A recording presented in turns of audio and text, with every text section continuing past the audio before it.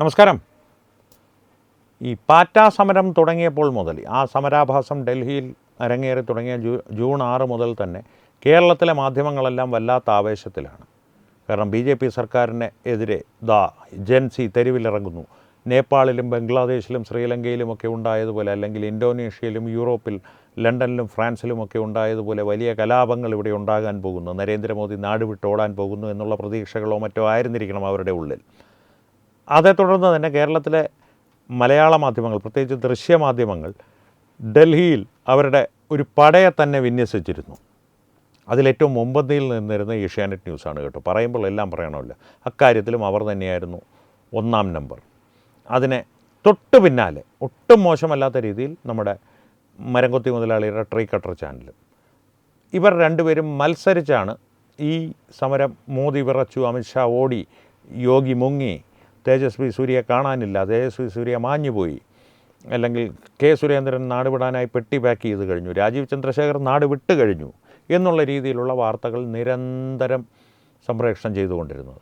അപ്പോൾ ഒരു പരിധി കഴിഞ്ഞപ്പോൾ അവർക്ക് തന്നെ ഒരു ആശ നശിക്കുന്നൊരു സന്ദർഭമുണ്ടായി. കാരണം ഈ ജന്തർ മന്ദറിലെ പ്രക്ഷോഭത്തെ ആരും തിരിഞ്ഞു നോക്കുന്നില്ല. എന്നാലും ഈ മൂക്കിൽ വളയമിട്ട് തലയിൽ മൈലാഞ്ചിയോ മറ്റെന്തൊക്കെയോ പൂശിയ, തവിട് വാരി പൂശിയ കുറേ എണ്ണത്തിനെ അവിടെ ഇറക്കി വിട്ടിരുന്നു. അവർ ദിവസവും ജന്തർ മന്ദറിലേക്ക് ആളുകൾ വരുന്നുണ്ട്, എന്നാലും അത്ര പോരാ കേട്ടോ എന്നൊക്കെ അവർ നിരാശരായിക്കൊണ്ടിരുന്ന ഒരു സന്ദർഭത്തിലാണ് സോനം വാങ്ചുക് ഈ സമരത്തിലേക്ക് എടുത്തു ചാടുന്നതും അദ്ദേഹത്തിൻ്റെ കഷ്ടകാലത്തിന് നിരാഹാരം പ്രഖ്യാപിക്കുന്നതും. നിരാഹാരം കിടന്നൊടുവിൽ ജീവച്ഛവമാകാറായ സോനം വാങ്ചുക്കിനെ കോടതിയുടെ നിർദ്ദേശപ്രകാരം ഡൽഹി പോലീസ് എടുത്ത് ആശുപത്രിയിലെത്തിച്ചു. അതോടുകൂടി ഈ സമരത്തിന് മറ്റൊരു മാനം കൈവന്നു. സമരത്തിലേക്ക് ആളുകൾ എത്തിച്ചേരാൻ തുടങ്ങി. ആദ്യഘട്ടത്തിൽ വിദ്യാർത്ഥികൾ തന്നെയാണ് ആ സമരത്തിൻ്റെ ഭൂമികയിലേക്ക് അല്ലെങ്കിൽ വേദിയിലേക്ക് എത്തിച്ചേർന്നത്, ജന്തർ മന്ദറിലേക്ക് എത്തിച്ചേർന്നത്. പതിയെ പതിയെ അതിലേക്ക് ഗുണ്ടകളും മറ്റ് സാമൂഹ്യ വിരുദ്ധരും കടന്നുകൂടി തുടങ്ങി. ഡൽഹി പോലീസിൻ്റെ കണക്ക് പ്രകാരം അതിൽ വന്നതിൽ നിരവധി ആളുകൾ കൊലപാതക കേസിൽ പ്രതികളാണ്, ബലാത്സംഗ കേസിൽ പ്രതികളാണ്, പോക്സോ കേസുകളിൽ പ്രതികളാണ്, മറ്റ് പല ആയുധം കൈവച്ച കേസുകളിൽ പ്രതികളാണ്. അങ്ങനെയുള്ള പലരുമുണ്ട്. 2800ഓളം ഇത്തരം കുറ്റവാളികളെ, അല്ലെ ഹിസ്റ്ററി ഷീറ്റേഴ്സ് എന്ന് പറയും, സ്ഥിരം കുറ്റവാളികൾ, അത്തരം ആളുകളെ ഡൽഹി പോലീസ് നിർമ്മിത ബുദ്ധിയുടെ സഹായത്തോടു കൂടി തിരിച്ചറിഞ്ഞിട്ടുണ്ട്. അവരുടെ പേരിലെല്ലാം നടപടികൾ എടുത്തുകൊണ്ടിരിക്കുകയാണ്. അത് സംബന്ധിച്ചുള്ള ചർച്ചകൾ ഒരു വശത്ത്.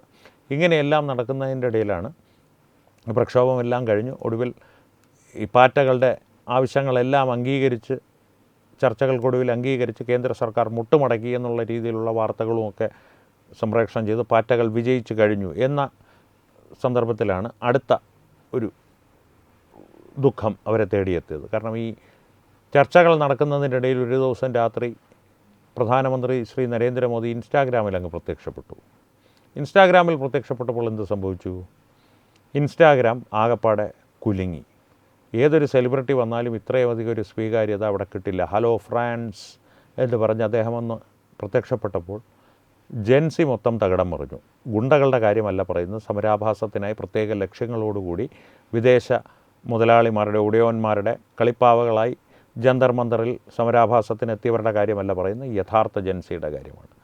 തന്നെയുമല്ല, ഇൻസ്റ്റാഗ്രാമിൽ നരേന്ദ്രമോദിയുടെ പിന്തുടരുന്നവരുടെ എണ്ണം ഒരു രാത്രി കൊണ്ട് തന്നെ ഏതാണ്ട് ദശലക്ഷക്കണക്കിന് വർദ്ധിച്ചു. ലോകത്ത് ഏറ്റവും അനുയായികളുള്ള അല്ലെങ്കിൽ ഫോളോവേഴ്സുള്ള രാഷ്ട്രീയ നേതാവായി അദ്ദേഹം മാറിയത് ഏതാണ്ട് 24-48 മണിക്കൂറുകൾക്കുള്ളിലാണ്. തന്നെയുമല്ല, അദ്ദേഹത്തിൻ്റെ ആദ്യത്തെ വീഡിയോ, അദ്ദേഹം ആദ്യമായി ഇൻസ്റ്റാഗ്രാമിൽ സെൽഫി മോഡിൽ ഷൂട്ട് ചെയ്ത വീഡിയോയ്ക്ക് 1 മണിക്കൂർ കൊണ്ട് 43 മില്യണും, മുഴുവനായിട്ട് 24 മണിക്കൂർ കൊണ്ട് 303 മില്യണോ അങ്ങനെ എന്തൊക്കെ വ്യൂസാണ് അത് കിട്ടിയത്. അപ്പോൾ ഈ വിഷയത്തിലേക്ക് വന്നപ്പോൾ അടുത്ത വിഷമം നമ്മുടെ മലയാള മാധ്യമങ്ങളെ പിടികൂടി. അവരുടെ ഏറ്റവും വലിയ വിഷമം, പ്രത്യേകിച്ച് നമ്മുടെ ട്രീ കട്ടർ ചാനലിലെ മാധുവിൻ്റെ വിഷമം, ദേശീയ മാധ്യമത്തെ ഗോദി മീഡിയ എന്നുള്ളതിൻ്റെ അർത്ഥം അറിയാത്തവർക്ക് വേണ്ടിയിട്ടൊന്ന് പറയാം.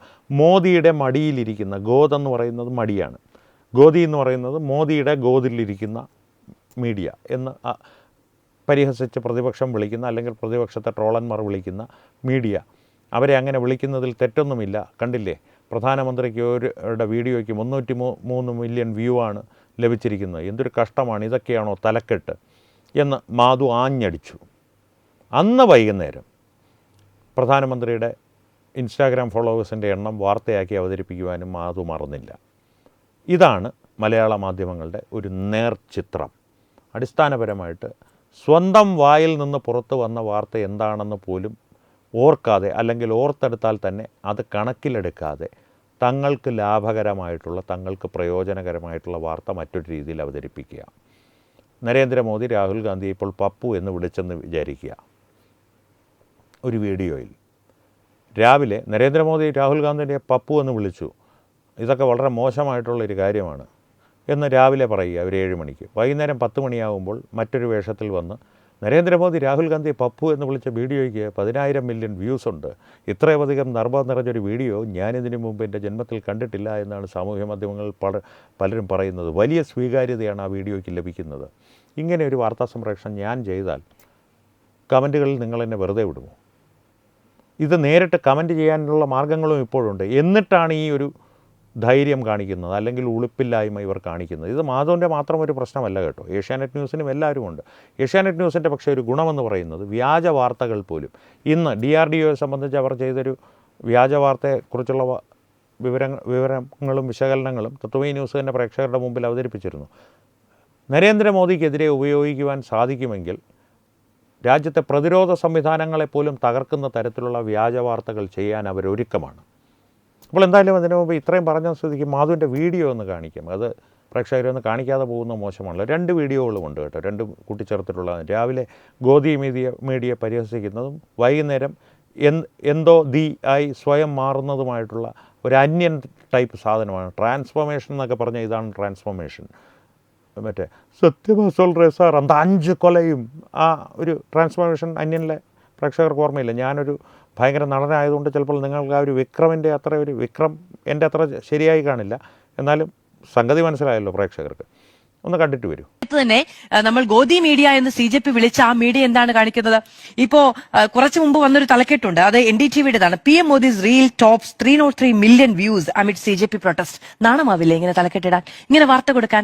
PM മോദിയുടെ റീലിന് 303 മില്യൺ വ്യൂ ഉണ്ട് ഈ പറയുന്ന പ്രൊട്ടസ്റ്റുകൾക്കിടയിലും. എന്തിനാണ്? നരേന്ദ്രമോദിയുടെ ജനസമ്മതി ഇടിഞ്ഞിട്ടില്ല, അദ്ദേഹത്തെ കാണാനും കേൾക്കാനും ഇപ്പോഴും ലോകം മുഴുവനും ആളുകൾ കണ്ണുനട്ടു കാത്തിരിക്കുന്നു എന്ന് തലക്കെട്ട് എഴുതാൻ കഴിയുന്ന മീഡിയയാണ് ദേശീയ തലത്തിൽ പ്രവർത്തിക്കുന്നത് എന്നത് നമുക്ക് അത്ഭുതമുണ്ടാക്കുന്ന ഒരു കാര്യമാണ് എന്നതാണ്. പ്രധാനമന്ത്രി നരേന്ദ്രമോദിയുടെ വീഡിയോ ഫേസ്ബുക്കിൽ നിന്ന് നീക്കം ചെയ്തതിൽ വിശദീകരണവുമായി മെറ്റ. സാങ്കേതിക പ്രശ്നമായിരുന്നു എന്നാണ് വിശദീകരണം. വീഡിയോ ഇതിനോടകം വീണ്ടും പബ്ലിക്കാക്കി. മോദി ആദ്യം ഇറക്കിയ വീഡിയോ ആണ് മെറ്റ കുറച്ചു നേരത്തേക്ക് നീക്കം ചെയ്തത്. ഒരാഴ്ചക്കിടെ മോദിയുടെ ഇൻസ്റ്റഗ്രാം ഫോളോവേഴ്സിൽ 4 മില്യൺ വർധനയുണ്ടായിട്ടുണ്ട്. ഇതോടെ ഏറ്റവും കൂടുതൽ ഫോളോവേഴ്സ് ഉള്ള ലോക നേതാവായി മോദി മാറി. ഇതാണ് അതിൻ്റെ ഒരു നേർക്കാഴ്ച. ആ വീഡിയോ പ്രേക്ഷകരെ കാണിക്കാതിരിക്കുന്നത്, കാരണം ഈ ഒരു പറഞ്ഞു വന്ന താളത്തിൽ ഞാനത് മറന്നു, എന്നാലും പ്രേക്ഷകരെ കാണിക്കാതിരിക്കുന്നത് മോശമല്ലേ? വീഡിയോ കണ്ടല്ലോ. ഇതാണ് അവരുടെ ഒരു മാനസികാവസ്ഥയും അവരുടെ ഒരു പെരുമാറ്റ രീതിയും. നരേന്ദ്രമോദി അധികാരത്തിലെത്തി കഴിഞ്ഞ 12 വർഷങ്ങളായിട്ട് ഈ മാധ്യമപ്രവർത്തകർക്ക്, അത് മലയാള മാധ്യമങ്ങൾക്കായാലും അവരുടെ ഡൽഹിയിലുള്ള തലതൊട്ടപ്പന്മാരായിട്ടുള്ള പ്രണോയ് റോയ്, രാജ്ദീപ് സർദേശായി, ബർഖാദത്തിനെ പോലുള്ള മുതിർന്ന മാധ്യമപ്രവർത്തകർക്കായാലും, രവീഷ് കുമാർ പോലുള്ള മുതിർന്ന മാധ്യമപ്രവർത്തകർക്കായാലും നഷ്ടപ്പെട്ടിട്ടുള്ളത് ചില്ലറ സുഖസൗകര്യങ്ങളൊന്നുമല്ല. പ്രധാനമന്ത്രിയുടെ കാര്യാലയത്തിൽ സഞ്ചാര സ്വാതന്ത്ര്യം, പ്രധാനമന്ത്രിയോടൊപ്പം ഔദ്യോഗിക വിമാനത്തിൽ വിദേശ സഞ്ചാരം, ആ വിദേശ സഞ്ചാരത്തിനിടയിൽ മദ്യം, സുഭിക്ഷമായ ഭക്ഷണം, അത്തരത്തിലുള്ള. പിന്നെ ബർഖാദത്തിനെ പോലുള്ളവർ മന്ത്രിസഭയിൽ പോലും ആരൊക്കെ ഉണ്ടാകണമെന്നുള്ള കാര്യത്തിൽ അവരുടെ മാധ്യമങ്ങളുടെ ഓഫീസിലിരുന്ന് തീരുമാനങ്ങൾ എടുത്തിരുന്ന കാലങ്ങളുണ്ടായിരുന്നു. അത്തരത്തിലുള്ള സുഖസൗകര്യങ്ങളെല്ലാം ഒറ്റയടിക്ക് വെട്ടി നിരത്തി ഇല്ലാതാക്കിയ വ്യക്തിയാണ് നരേന്ദ്രമോദി. അദ്ദേഹത്തോട് ഇവർക്ക് വിരോധമുണ്ടാകാതിരിക്കുമോ? തന്നെയുമല്ല, ഇവരിൽ പലരും അടിസ്ഥാനപരമായിട്ട് ഇവരുടെ പഠനകാലം മുതൽ തന്നെ കമ്മ്യൂണിസം എന്നുള്ള ദുഷിച്ച ചിന്താഗതി തലയിൽ പേറിയവരാണ്. അത് അവരെ മാരകമായൊരു വിഷം പോലെ, അല്ലെങ്കിൽ ഒരു സാംക്രമിക രോഗം പോലെ, ഒരു വലിയ ഗുഹ്യരോഗം പോലെ, വിട്ടുമാറാത്ത ഗുഹ്യരോഗം പോലെ ബാധിച്ചിരിക്കുന്ന ഒരു ആശയരോഗമാണ്. ആ രോഗത്തിൻ്റെ പശ്ചാത്തലത്തിൽ കൂടിയാണ് നരേന്ദ്രമോദി ഇവർ എതിർക്കുന്നത്. അതുകൊണ്ട് തന്നെയാണ് ഇത്തരത്തിലുള്ള, പിന്നെ ആ എതിർപ്പുകളുമെല്ലാം, എന്നാൽ കമ്മ്യൂണിസത്തിൻ്റെ വികലമായ ആശയങ്ങളുമെല്ലാം വെച്ച് തന്നെ കോർപ്പറേറ്റ് മാധ്യമ ലോകത്തിൻ്റെ സുഖസൗകര്യങ്ങളിലേക്ക് അവർ എത്തപ്പെടുന്നു. ആ സുഖസൗകര്യങ്ങളിൽ അവർക്ക് പ്രധാനമായിട്ട് വേണ്ടതെന്നാണ് TRP ആണ്. ആ TRPക്ക് വേണ്ടിയിട്ട് അവരെന്തും ചെയ്യും. ഒപ്പം ഈ ആശയത്തിന് വേണ്ടിയിട്ടുള്ള വളച്ചൊടിക്കലുകളും. ഇത് രണ്ടും കൂടി ചേരുമ്പോൾ വളരെ വൃത്തികെട്ട ഒരു സങ്കലനമാണ്, ഒരു കോമ്പിനേഷനാണ്. ആ കോമ്പിനേഷൻ്റെ ഒരു ഉദാഹരണം മാത്രമാണ് ഞാൻ നേരത്തെ കാണിച്ച ട്രീ കട്ടറിൻ്റെ മാധുവിൻ്റെ ഒരു വീഡിയോ. ഇതിനും അപ്പുറത്തേക്കുള്ള കാര്യങ്ങൾ പക്ഷേ ഏഷ്യാനെറ്റ് വളരെ തന്ത്രപൂർവ്വമായിട്ടുള്ള കാര്യങ്ങളാണ് ചെയ്യുന്നത്. ഞാൻ നേരത്തെ പറഞ്ഞതുപോലെ DRDOയിലെ വ്യാജ വാർത്തകൾ, DRDOയെ സംബന്ധിച്ചുള്ള വാർത്തകൾ തത്വമയി ന്യൂസ് തന്നെ പ്രേക്ഷകരോട് മുമ്പിൽ അവതരിപ്പിച്ചിരുന്നു. പ്രതിരോധ സംവിധാനങ്ങളെപ്പോലും, രാജ്യത്തിൻ്റെ പ്രതിരോധ സംവിധാനങ്ങളെപ്പോലും തകർക്കുവാൻ അവർ വ്യാജ വാർത്തകളിലൂടെ ശ്രമിച്ചുകൊണ്ടിരിക്കും. TRP മാത്രം മതി, അല്ലെങ്കിൽ TRP കിട്ടുകയും വേണം, നരേന്ദ്രമോദിയെ അടിക്കുവാനുള്ളൊരു വടിയായി അത് ഉപയോഗിക്കുകയും വേണം. പ്രതിരോധ സംവിധാനങ്ങളുടെ രേഖകളെല്ലാം ഡാർക്ക് വെബിൽ ചോർന്നു. ഇത്തരത്തിലുള്ള വ്യാജ വാർത്ത ഏഷ്യാനെറ്റ് യാതൊരു സ്ഥിരീകരണവുമില്ലാതെ, വാർത്ത കിട്ടിയാൽ ആദ്യം ഒരു ബേസിക് ഫാക്ട് ചെക്ക് എന്നുള്ളൊരു തത്വമുണ്ട്, അടിസ്ഥാന തത്വമുണ്ട്, അതുപോലും പാലിക്കാതെ ഇവരിത് ചെയ്യുന്നത് എന്തിനു വേണ്ടിയിട്ടാണെന്നുള്ളത് പ്രേക്ഷകരും കൂടി ഒന്ന് ചിന്തിക്കുക. അപ്പോൾ ഈ വിഷയത്തെ സംബന്ധിച്ച് പ്രേക്ഷകരുടെ അഭിപ്രായങ്ങൾ എന്താണെന്നുള്ളത് തീർച്ചയായും ഞങ്ങളുമായി കമൻറ്റുകളിലൂടെ പങ്കുവയ്ക്കുക. കാരണം ഇതിനോട് യോജിക്കാം, വിയോജിക്കുന്നവരധികം ഉണ്ടാകുമെന്ന് എനിക്ക് തോന്നുന്നില്ല, സ്ഥാപിത താല്പര്യക്കാരല്ലാതെ. കാരണം ഈ പറഞ്ഞ കാര്യങ്ങളെല്ലാം നരേന്ദ്രമോദി എന്നുള്ളൊരു വ്യക്തിയോ അല്ലെങ്കിൽ പ്രധാനമന്ത്രി പദത്തിൽ ഇരിക്കുന്ന ഒരു മനുഷ്യനെയോ സംബന്ധിച്ചുള്ള കാര്യങ്ങൾ മാത്രമല്ല, രാജ്യസുരക്ഷയെ വരെ ബാധിക്കുന്ന തരത്തിലുള്ള വ്യാജ വാർത്തകൾ സംപ്രേഷണം ചെയ്യുന്ന മാധ്യമങ്ങളെ എങ്ങനെ കൈകാര്യം ചെയ്യണമെന്നുള്ളത് പ്രേക്ഷകർ തീരുമാനിക്കേണ്ട ഒരു കാര്യമാണ്. കൈകാര്യം ചെയ്യുക എന്നുള്ളത് അവരുടെ ഓഫീസ് പിക്കറ്റ് ചെയ്യുക, അതിലേക്ക് കല്ലെടുത്തെറിയുക എന്നുള്ള സമരരീതികളല്ല. ഇവർക്ക് നിങ്ങൾ നൽകുന്ന ദാനമുണ്ടല്ലോ, നിങ്ങളുടെ കാഴ്ച കണ്ടിട്ടുള്ള ഈ TRP, അത് കുറയ്ക്കുവാൻ നിങ്ങളെക്കൊണ്ട് സാധിക്കും. ശബരിമല ആചാര സംരക്ഷണത്തിനായിട്ടുള്ള സമരകാലത്ത് ശബരിമലയ്ക്ക് എതിരായി നിന്നിരുന്ന ചാനലുകളുടെ എല്ലാം വ്യൂവർഷിപ്പ് കുത്തനെ ഇടിഞ്ഞു. അതുകൊണ്ട് തന്നെ അവർ ആചാര സംരക്ഷണത്തിനെ കുറിച്ച് അനുകൂലമായിട്ട് അല്ലെങ്കിൽ പോലും ഞങ്ങൾ പ്രതികൂലമായ വാർത്തകളൊന്നും കൊടുക്കുന്നില്ല എന്നുള്ളൊരു തീരുമാനത്തിലെത്തുവാൻ നിർബന്ധിതരായി. അപ്പോൾ പ്രേക്ഷകരുടെ ഒരു ശക്തി കൂടി തിരിച്ചറിയണം. എന്നാൽ മാത്രമേ ഇവരെയൊക്കെ നേർവഴിക്ക് നടത്തുവാൻ സാധിക്കുകയുള്ളൂ. അല്ലെങ്കിൽ ഇത്തരത്തിലുള്ള ഇരട്ടത്താപ്പുകൾ ഒരു ഉളുപ്പും ലജ്ജയുമില്ലാതെ, ഇതൊന്നും ഇവർ ഓർക്കാതെയാണ്, ഇവർ രാവിലെ ചെയ്ത വാർത്തയ്ക്ക് നേരെ വിപരീതമായിട്ടുള്ള വാർത്ത വൈകുന്നേരം ചെയ്യുമ്പോൾ അത് അവരുടെ ഓർമ്മയിൽ നിന്ന് വിട്ടുപോയത് കൊണ്ടാണെന്നാണോ നിങ്ങൾ കരുതുന്നത്? അങ്ങനെ കരുതുകയാണെങ്കിൽ നിങ്ങൾ ലോകത്തെ ഏറ്റവും ഭാഗ്യവാനായ നിഷ്കളങ്കനാണെന്ന് ഞാൻ പറയും. അതുകൊണ്ടാണ് പറഞ്ഞത്, ഈ വിഷയത്തെ സംബന്ധിച്ചുള്ള നിങ്ങളുടെ അഭിപ്രായങ്ങൾ കമൻറ്റുകളിലൂടെ ഞങ്ങളുമായി പങ്കുവയ്ക്കുക. ഒപ്പം വീഡിയോ ലൈക്ക് ചെയ്യുക, പരമാവധി ആളുകളുമായി പങ്കിടുവാനായി ഷെയർ ചെയ്യുക. ഏറ്റവും പ്രധാനപ്പെട്ട കാര്യം, തത്വമയി ന്യൂസിൻ്റെ യൂട്യൂബ് ചാനൽ നിങ്ങൾ സബ്സ്ക്രൈബ് ചെയ്തിട്ടുണ്ടെന്ന് ഉറപ്പുവരുത്തുക. അപ്പോൾ ഈ വിഷയത്തിലും മറ്റു വിഷയങ്ങളിലും സംവാദങ്ങൾ തുടരട്ടെ. വീണ്ടും കാണാം. നന്ദി, നമസ്കാരം.